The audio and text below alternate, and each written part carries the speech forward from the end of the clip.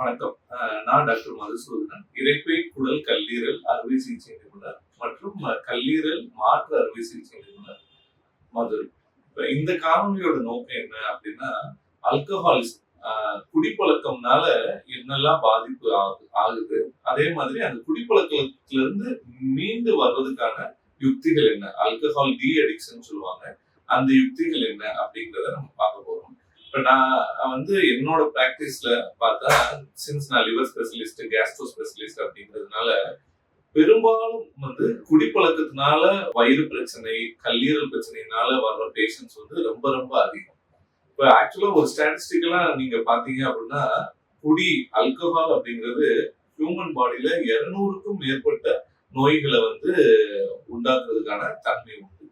ரெண்டாவது என்ன அப்படின்னு பாத்தீங்க அப்படின்னா, இந்த அல்கஹால்னால என்ன ப்ராப்ளம் ஆகுது, வேர்ல்ட் ஓவர் 3 மில்லியன் டெத்ஸ், அதாவது 30 லட்சம் டெத்ஸ் உலகம் ஃபுல்லா வருஷம் நடக்குது.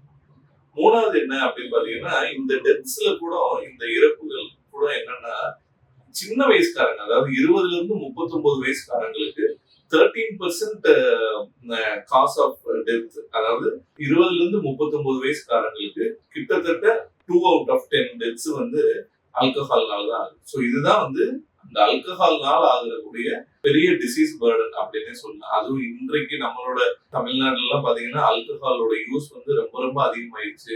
அப்படி அதிகமானதுனால நிறைய ப்ராப்ளம்ஸை நாங்க ஃபேஸ் பண்றோம். இப்ப அதனால என்னென்ன ப்ராப்ளம் அப்படின்னு பாத்தீங்கன்னா, ஒரு கேஸ்ட்ரோன்ட்ராலஜிஸ்டா பார்த்தா வயிற்றுல அல்சர் பிரச்சனையில இருந்து லிவர் டேமேஜ் ஆகி கல்லீரல் சிரோசிஸ் அப்படின்னு சொல்லுவாங்க, மொத்தமா லிவர் டேமேஜ் ஆகி டெத் ஆகிறது கூட வாய்ப்பு இருக்கு. அந்த எல்லா பிரச்சனையும் பார்க்கணும். இந்த காணொலியில நான் பிரீஃபா என்ன சொல்ல போறேன்னா, டி அடிக்ஷன், அதாவது ஆல்கஹால்ல இருந்து மீண்டு வாழணும் அப்படின்னு ஒருத்தர் நினைக்கிறாருன்னா, அது எப்படி அவரை மீண்டு வாழ வைக்கலாம், என்னென்ன யுக்திகள் இருக்கு அப்படிங்கறத நம்ம பார்க்க போறோம். ஸோ ஃபர்ஸ்ட் என்ன அப்படின்னா, ரொம்ப சிவியர் ஆல்கஹாலிசமா இருக்காது, அதாவது டெய்லியே ஹார்ம்ஃபுல் ட்ரிங்கிங் இருக்கு அப்படின்னா அவங்களை இன்பேஷண்டா அட்மிஷன் போட்டு எய்தர் ஒரு ஹாஸ்பிட்டல்லையோ இல்ல ஒரு ரீஹாபிலிட்டேஷன் சென்டர்லயோ அட்மிஷன் போட்டு டெய்லி அண்டர் த மானிட்டரிங் அவங்களுக்கு கவுன்சிலிங் கொடுக்கறதுல இருந்து, ஆல்கஹாலோட எஃபெக்டை சரி பண்றதுக்கு கொடுக்குற மெடிகேஷன்ஸ்ல இருந்து கொடுத்து அவங்கள டி அடிக்ஷன்ல வெளியே கொண்டு வரலாம். இது இன்பேஷண்ட். அவுட் பேஷண்ட் செட்டிங்ல நம்ம கண்டிப்பா பண்ண முடியும். அதாவது ஓரளவுக்கு அவங்களோட ஆல்கஹால் இன்டேக் சிவியரா இல்ல, mild to moderate alcohol intake இருக்கு அப்படின்ற பட்சத்துல அவங்க என்ன பண்ணலாம் அப்படின்னு பாத்தீங்கன்னா, அவுட் பேஷண்டாவே நிறைய யுக்திகள் இருக்கு. அதை யூஸ் பண்ணி அவங்களை டோட்டலா ஆல்கஹால்ல இருந்து வெளியே கொண்டு வருவதற்கான வேலைகளை பார்க்கலாம். அதுல ஃபர்ஸ்ட் யுக்தி அப்படின்னு என்ன அப்படின்னு பாத்தீங்கன்னா, அதாவது கவுன்சிலிங். ஸோ மெயின் ஆல்கஹால் அப்படிங்கிறது இப்ப என்ன சொல்றாங்க, it is a disorder of the brain, ஒரு நரம்பு மண்டலத்திலேயே அஃபெக்ட் ஆகக்கூடிய ஒரு டிசார்டர். என்னன்னா, அவங்க திரும்ப திரும்ப குடிக்கணும் அப்படின்ற ஒரு எண்ணத்திலேயே இருப்பாங்க. அந்த குடிய ஸ்டாப் பண்ணா அதனால அவங்களுக்கு பல பிரச்சனைகளை அவங்க அனுபவிச்சுட்டு இருப்பாங்க. ஆங்ஸைட்டி, பல பிரச்சனைகள், ஸ்லீப் டிசார்டர் எல்லாமே அனுபவிச்சுட்டு இருப்பாங்க. ரெண்டாவது, எப்பயுமே அந்த ஃபீலிங் இருந்துகிட்டே இருக்கும், அதாவது ட்ரிங்க்ஸ் நோக்கி போகணும் அப்படின்னு. ஸோ அப்ப இது ஒரு டிசார்டர் ஆஃப் த பிரெயினாவே மாறிடுது. அப்படின்றப்ப ஃபர்ஸ்ட் திங் அது கவுன்சிலிங் தான் ரொம்ப ரொம்ப இம்பார்ட்டன்ட். அந்த கவுன்சிலிங் இதுக்கே தேர்ச்சி பெற்ற சைக்காலஜிஸ்டும் இருக்காங்க, சைக்காட்ரிஸ்டும் இருக்காங்க. எனக்கு தெரிஞ்ச நிறைய சைக்காட்ரிஸ்ட் எல்லாம் இதுலயே ஆல்கஹால் டி டிபெண்டன்ஸ்லயே அவங்க ஸ்பெஷலிஸ்டாவும் இருக்காங்க. ஸோ அந்த மாதிரி டாக்டர்ஸோட ஹெல்ப் ரொம்ப ரொம்ப முக்கியம். இப்ப அவங்க எந்த மாதிரி ஹெல்ப் பண்ணுவாங்க அப்படின்னா, ஃபர்ஸ்ட் பிஹேவியரல் தெரப்பி.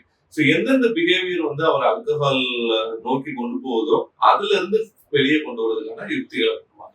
செகண்ட், அவங்களுக்கு ஸ்ட்ரெஸ், எதனாலலாம் ஸ்ட்ரெஸ் வருது, அவங்க பிசினஸ், ஜாப், ஃபேமிலி, அந்த எந்தனாலலாம் ஸ்ட்ரெஸ் வருதுன்னா அதை குறைக்கிறதுக்கான யுக்திகள் இருக்கா அப்படிங்கிறத பார்ப்பாங்க.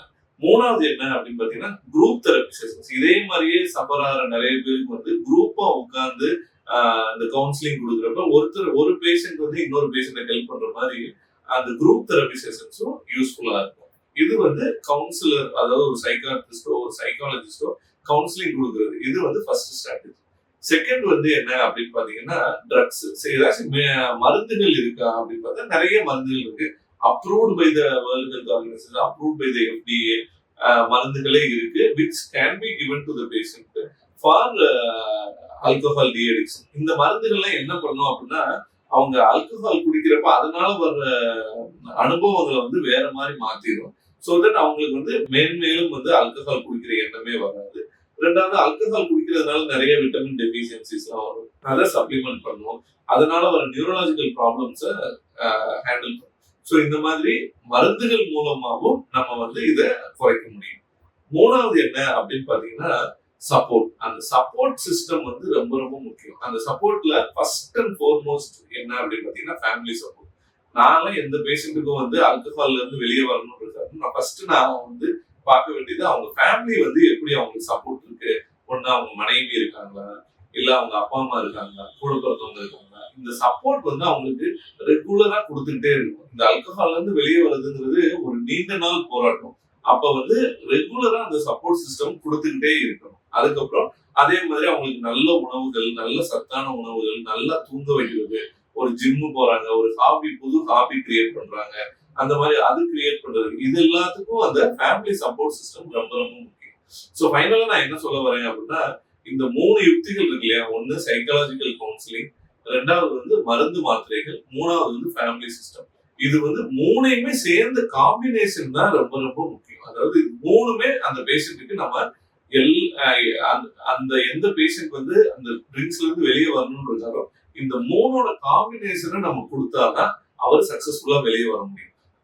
மூணாவது லாஸ்டா என்ன அப்படின்னா, இது வந்து ஈஸியா இன்னைக்கு ஆல்கஹால் விடணும்னு நினைக்கிறோம், நாளைக்கு விட்டுடலாம் அப்படின்றது கிடையாது. இது வந்து ஒரு கிரானிக் ப்ராப்ளம். நீண்ட நாள் இதுல போராடி போராடி போராடி தான் நம்ம அதுல இருந்து வெளியே வரணும்.